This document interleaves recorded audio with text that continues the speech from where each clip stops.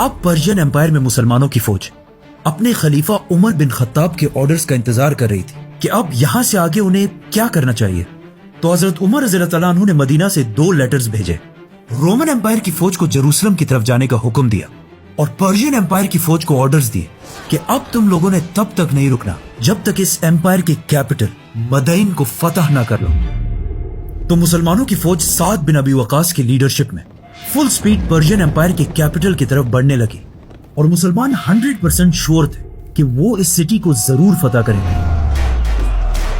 क्योंकि इस सिटी के फतह के बारे में इस सबसे बहुत साल पहले रसूलुल्लाह सल्लल्लाहु अलैहि वसल्लम ने पहले ही बता दिया था।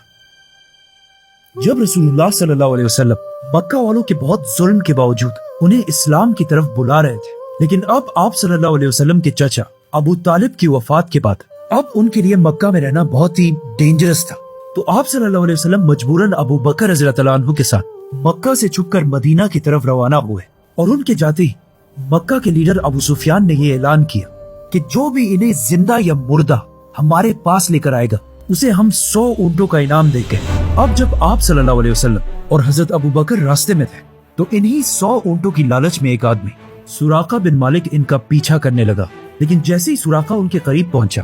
तो उसका घोड़ा अचानक रुक गया और उसकी बहुत कोशिश के बाद भी वो घोड़ा अपनी जगह से नहीं हिला। आखिर आप सल्लल्लाहु अलैहि वसल्लम ने उसकी तरफ मुड़कर देखा और कहा, सुराका, वो क्या दिन होगा कि पर्शियन बादशाह के कंगन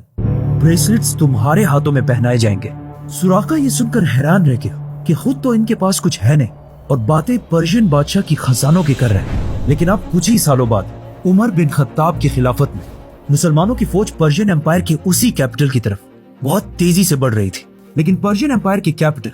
मदईन को फतह करना कोई आसान काम नहीं था, क्योंकि कादसिया के मैदान से जितनी फौज भाग कर आई थी वो इसी किले में मौजूद थी और इस पूरी पर्शियन एम्पायर का यंग बादशाह यज़दिगर्द भी इसी शहर में अपने व्हाइट पैलेस के अंदर बैठा हुआ था। और सबसे बड़ा मसला ये था कि इस सिटी मदईन के सामने